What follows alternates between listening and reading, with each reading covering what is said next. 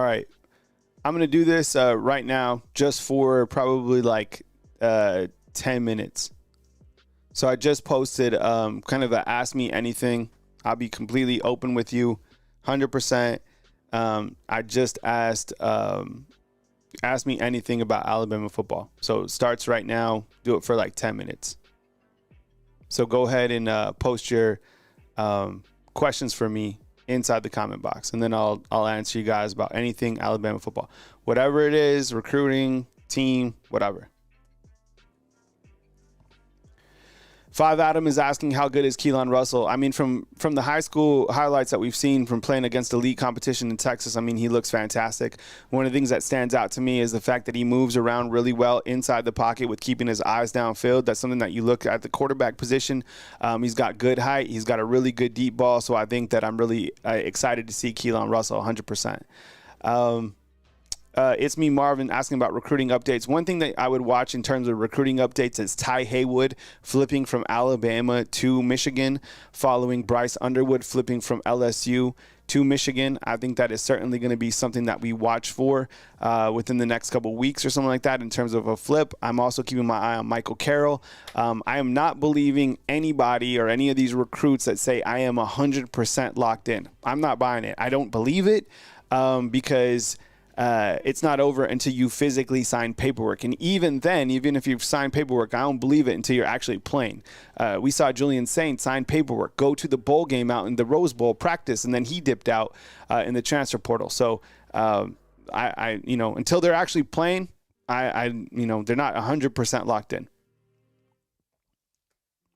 JG asks, what would Alabama's record be with Saban as a coach, you think? That's a damn good question. I think that they probably wouldn't have lost to – they probably lose 2 games. I don't think they lose 3 games right now, but probably lose 2 games. I mean, look, Josh Heupel, say what you want. Like, he has Tennessee on the right track. If you take your Alabama football hat off and you're just talking about teams that finally found their coach and it took them long enough, Josh Heupel is that guy for Tennessee. Their defense was good. They made better second-half adjustments. That's the thing about Coach Saban. His team made second-half adjustments, at least in the later couple years, maybe overall. But like last year compared to this year, the second-half adjustments are better. So I would probably say they probably have 1 less loss, but I think they'd still lose. That's a damn good question, though. I love those hypotheticals. Chris is asking you to get a new defensive coordinator for next year. No shot. I think Coach Kalen DeBoer in his first year is going to roll with the same exact staff going into next year. 1,000,000%. And he's asking if DeBoer has another year like this year, will he be let go? No. I mean, I don't think so. I mean, we knew that things are not going to be the same as Coach Saban, but unless like the wheels like really fall off and you have like a barely, just above 500, I think that he's going to retain his job. But this isn't the standard, clearly. Roll Tide Probs asks, will Ryan Williams transfer and Milroe come back? I love it. If Ryan Williams, I'm going to be 1,000,000% honest, and I know you're going to hate what I'm about to say. If Ryan Williams was just to go to the transfer portal for 1 hour, I promise you he would get offers between $5 and $15 million, maybe even more. From a business perspective, how could you blame him? What that young man is able to do in terms of body control, his personality, what that guy would do for you in terms of ticket sales, purchases, merchandise. Could Alabama afford to even keep Ryan Williams? I have no idea. But that until there's guardrails, how could you blame the kid if he even went in just for an hour just to hear? Will Jalen Milroe come back? This is a great question as well. I'm going to say no at this point in time, but ask yourself this. Where is Jalen Milroe's draft stock? Right now, he was 3rd before this game in Mel Kiper's big board, right? If he starts, he's trending the opposite way. The second interception, the second interception was 1,000,000% his fault. And then the lack of tackle, the lack of push out, like what's going on? You come back and you have a rebound game against Auburn, but I think he leaves. And if he came back, what happened was the university in Milroe, they have a big $1 million business deal. The university went all in with Jalen Milroe on Lank. They made a documentary about it. So be interesting to see how the university really felt about going all in with Jalen Milroe, because they are business partners now. And he just signed, what was that, Cologne deal with $2.3 million? Jalen Milroe is probably making, $7 to $10 million right now. Is that going to be more than what he gets in the NFL? I don't know.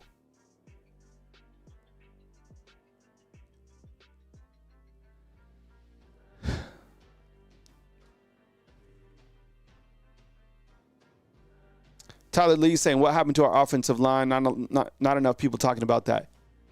The offensive line on the right side of the offensive line has been terrible. That is not the standard. There is a huge issue at the right side, and you saw that impact Alabama again last night when the guy hit Jalen. He even hit him in the face, but Pritchett is not an elite talent, not right now. Neither is Welcome Formby. So Alabama does not have a right tackle that is up to par. They don't. Welcome Formby wasn't it. Elijah Pritchett isn't it. I'm sorry. I'm sure those guys are great young men, but in terms of them being high-level tackles that can compete at this level, they are not it. They continue to get beat weekly.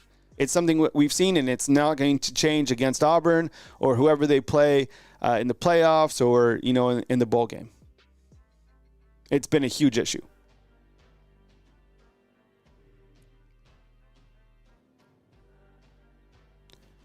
Blake Sims and Milroe, can I compare? I can't really compare Blake Sims and Milroe, but I can compare Jalen Hurts and Milroe. I think that if that'll do it for you, I think because I didn't cover Blake Sims, but I covered Jalen Milroe and Jalen Hurts. The thing about it was each of these guys in their own way are such great ambassadors for the program. Great ability in terms of their playmaking ability. Jalen Milroe is faster than Jalen Hurts. Jalen Milroe has a stronger arm than Jalen Hurts.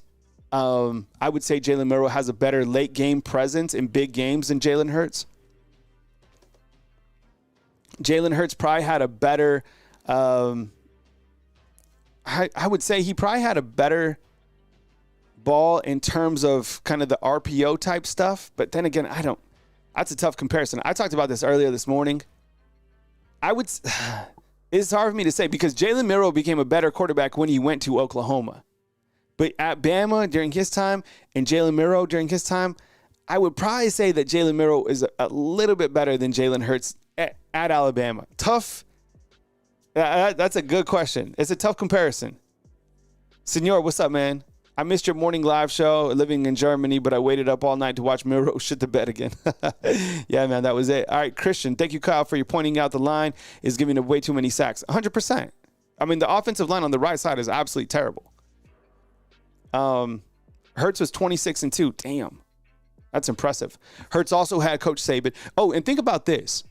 Hurts had better weapons, better wide receivers, better offensive line, and the offensive coordinators that Hurts had are better than the last three offensive coordinators. That's one of the biggest things, too. Think about, so when I first got here, it was Brian DeBall, then it was Steve Sarkisian, then it was Mike Locksley. Those three guys, okay?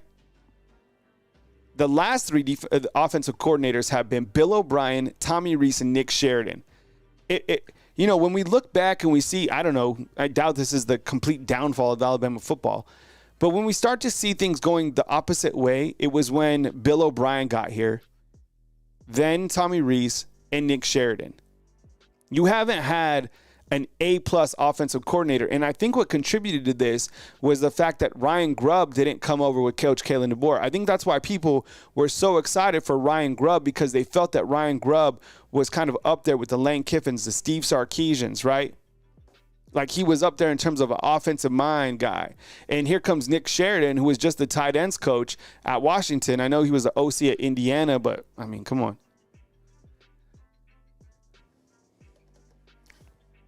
The 1975X says, what place do you think they'll drop to? I would imagine, man, They'd probably be like 12 or 13 where they are in the AP and the coaches poll. The thing is, look, I don't think that they should make the playoffs today. But this is the thing. All these teams that had an opportunity to leapfrog Alabama, Ole Miss, they had an opportunity. They lost on the road. BYU, they had an opportunity. They lost on the road. Texas A&M, they had an opportunity. They lost on the road. Colorado, they had an opportunity. They lost right at Arrowhead Stadium.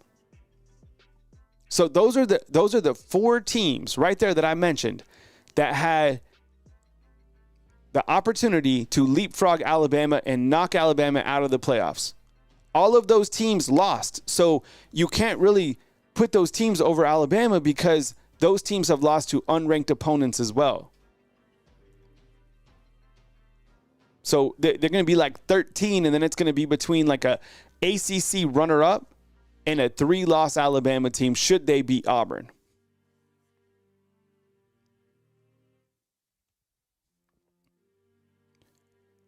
M3 Abs is asking, how do you think they hold up against Auburn? Honestly, I'm concerned about Auburn. I am. I'm concerned about Hugh Freeze all the time. I was concerned about Hugh Freeze when Nick Saban was here because Hugh Freeze, look, aside from the character that guy has, and people can talk about Hugh Freeze and all that stuff, he's kicking ass in recruiting, whether you want to really admit it or not. I'm not with these recruiting sites that's like, oh, we don't need in-state guys and, this doesn't matter. Yeah, it does.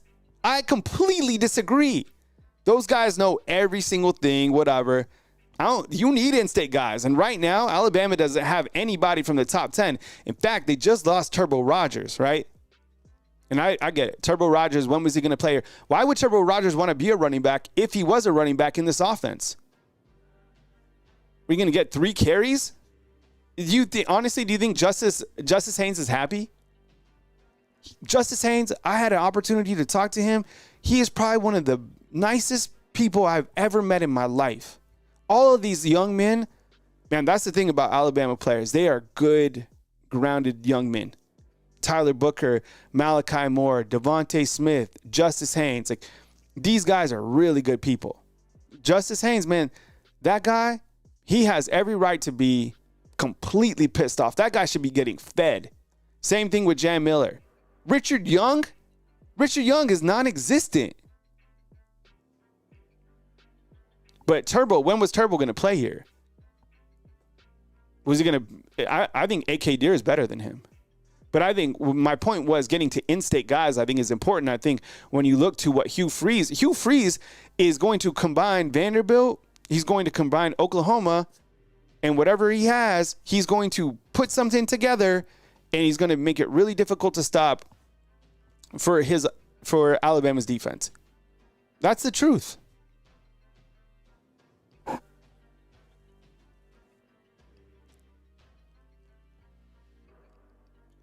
Cam is asking, does Ty Simpson start against Auburn? No, 0%. He won't even play against Auburn. And I think that's starting to tell us that Ty Simpson, I don't even think that he could be the answer to this equation. And the equation is, one-dimensional offense, one-dimensional being exactly just Jalen Milroe. Live and die off what Jalen Milroe does.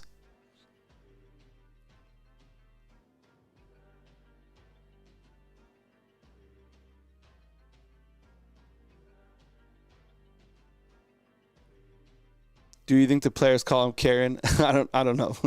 Henderson, Law, Prentice, non-existent. Those players are non-existent 100%. Kobe Prentice caught 1 catch, looked pretty good, doesn't play.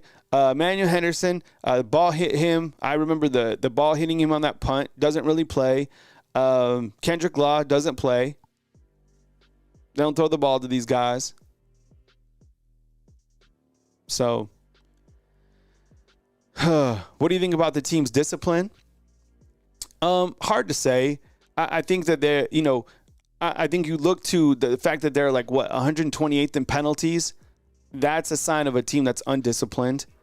I don't know. I'm not in the locker room. I don't know. It seems like, I don't know. A lot of people are like, it's the ice cream machine and all this stuff at the practice. I don't know if that contributes to where the players are. I know the players have more freedom in terms of creating opportunities for themselves. They're a little bit more open on social media. They do more interviews.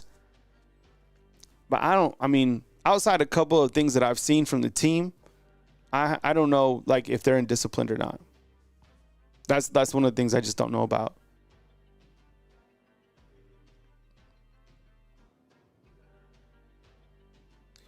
AL saying Bama still has a great running back room, but they play calling is trash. Yeah, because they don't feed any of the running backs. You know what doesn't make sense to me is you run 8 yards with Jam Miller, 8 yards with Jam Miller. This happened yesterday.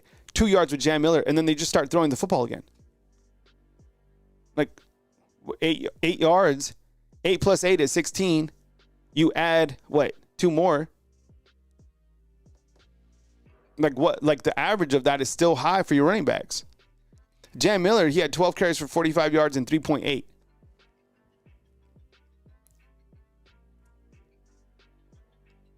Lance is saying DeBoer is not above criticism. He's highly compensated. 100%. Rich News and Sports says that he heard Deonte Lawson is done for the season. I haven't heard that. I don't know if that is something that's out there. Usually the people that I look to, like the people who are super connected, are like a Charlie Potter or Tony Tsoukalis or the Mike Rodax, those type of guys. But I haven't seen anything on Deonte Lawson. If there is something on Deonte Lawson, I'll bring you here. I'll bring it here in terms of a video, but I haven't heard that yet.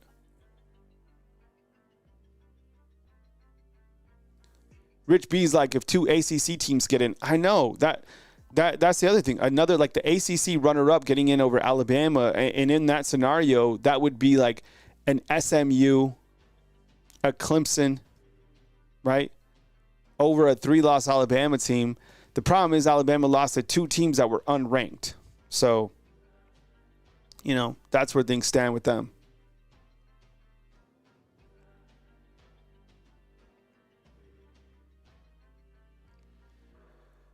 All right, fam. Well, I appreciate you guys being here for my second live of the day. If there's more news, I like this, the ask away. That was fun. That was good. Good feedback. I appreciate you guys being here. Stay tuned for more news as it's related to the Alabama Crimson Tide football team. And we'll see what happens. Like, look, you have one more game that you have to win for a lot of different reasons, okay? Coach Saban said, people remember, if they're going to remember anything about you, it's what you did against Auburn. And then you just let the chips fall where it may. Like, if you're going to make the playoffs, you're going to make the playoffs. If you're not, you're not.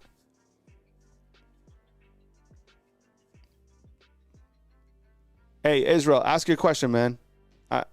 I didn't see it. There's a bunch of questions that were rolling in. I'll scroll up and try to find it. Ask it again, Israel. Sorry if I mispronounced your name. I'll give you like two minutes to retype it. Israel will eat it. I'm giving you an opportunity to ask your question before I bounce out, man.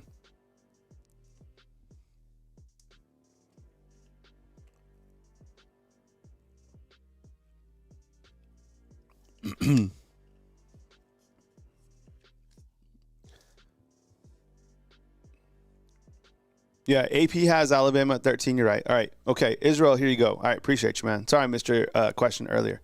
All right, if Georgia loses and we beat Auburn, do our chances of the playoffs increase? Well, so Georgia plays Georgia Tech. Okay, let's start there. Brent Key, he's punched above his belt this year. I don't think there's any way that Georgia Tech beats Georgia. This season has been crazy. If Alabama beats Auburn, I think it pretty much stays the same. I would imagine that, because Georgia still is going to play for the SEC title game. So the team that you have to, I think, root for to probably win is Vanderbilt beating Tennessee. That's a game that takes place this coming weekend as well. You have to lose. I mean, you kind of have to hope for, let's see. I don't know. I mean, is Indiana going to lose to Purdue? Probably not. Tennessee, are they going to lose to Vanderbilt? Probably not. I don't know what's going to happen with Miami and SMU when they meet. So, yeah. I mean, there's a couple teams that could lose and kind of increase the chances, but Nah, I don't know. I think the talk we just all talk on Auburn. No more playoff talk. All right. They are who we thought they were. I appreciate you guys. Thanks for joining me on my second double dip today. Stay tuned for news as it happens right here on Bama Football on YouTube. I love you, fam. Thanks for being here. Please hit the thumbs up, like, subscribe, and I'll catch you next time right here from beautiful Hollywood.